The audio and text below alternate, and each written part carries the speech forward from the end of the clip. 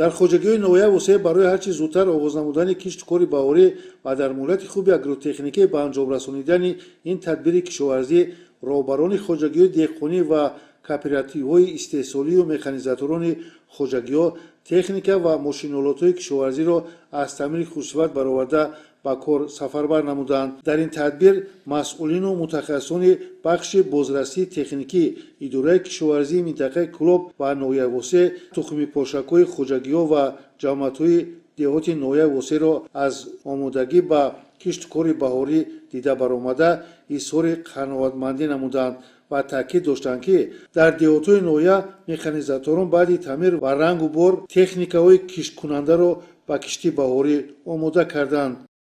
имсол кишоварзони ноҳияи восеъ дар майдони 7570 гектар кишти пахта бояд гузаронанд. Аллакай ки шумо дида истодаед, мо имрӯз дар ноҳия гузарондани қабул ва тайёрии техникаҳои кишоварзиро гузаронда истодаем.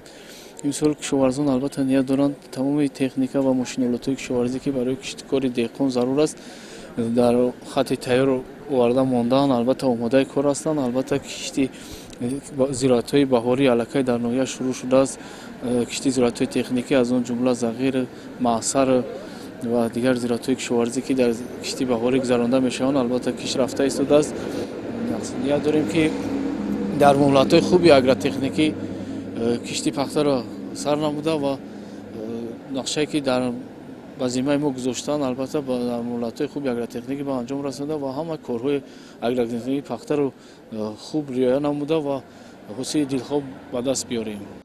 аз рафти санҷиши техникаҳо маълум гардид, ки имсол дар ноҳияи восеъ кишти пунбадона ва зироатҳои кишоварзӣ хеле зиёд гардидааст. кишоварзони ноҳия мақсад доранд, ки кишти зироатҳои кишоварзиро сари вақт анҷом дода ҳосили хуб ба даст оваранд ва дар таъмини амнияти узуқавории мамлакат саҳмгузор бошанд. барои сари вақт таъмир ва омода кардани техника ва мошиноалотҳо ба як қатор механизаторон ва роҳбарони хоҷагиҳои деҳқониву кооперативҳои истеҳсолӣ ифтихорномаҳо ва тӯҳфаҳо тақдим карда шуд.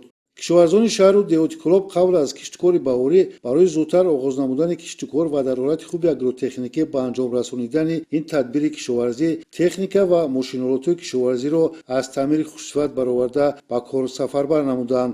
дар шаҳри Кӯлоб зиёда аз 340 адад техникаҳо мавҷуд мебошад. аз он ҷумла тухми пошакҳо 36 адад, испорҳо 156 адад, дигар мошиноалотҳо 76 адад мавҷуд мебошад. имрӯз техника ва мошиноалотҳо тухми пошакҳо пурра аз муоинаи ҳатмии техникӣ гузашта шудааст. ба кишту кори баҳорӣ пурра омода мебошад.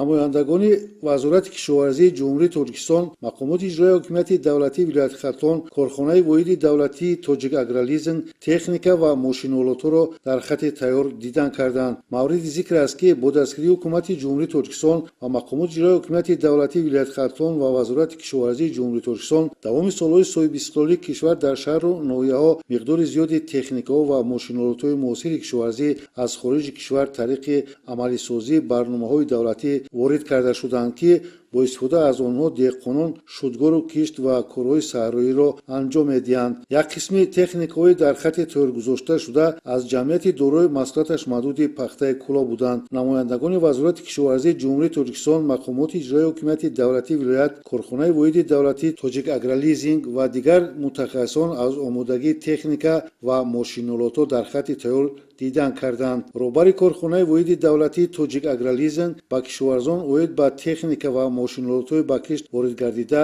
ва тарзи ба деҳқон дастрас намудани онҳо иттилоъ дод. ҷамъомаде ки бо иштироки меҳмонону мутахассисон ва кишоварзон доир гардид, роҳбарияти мақомоти иҷроии ҳокимияти давлатии шаҳри Кӯлоб ва меҳмонон оид ба тағйирёбии иқлим ва ё паёмадҳои он ёдрасуда иброз доштанд, ки мебояд шудгору кишти баҳорӣ бо тавсияи олимону мутахассисони соҳа дар муҳлатҳои кӯтоҳтарин гузаронида шавад ва аз усулҳои навтарину манфиатовар кишти зери плёнка истифода баранд. ҳамин тариқ кишоварзони шаҳри Кӯлоб мақсад гузоштанд, ки имсол кишту кори баҳориро сари вақт анҷом дода ҳосили хуби зироатҳои кишоварзиро ба даст оваранд.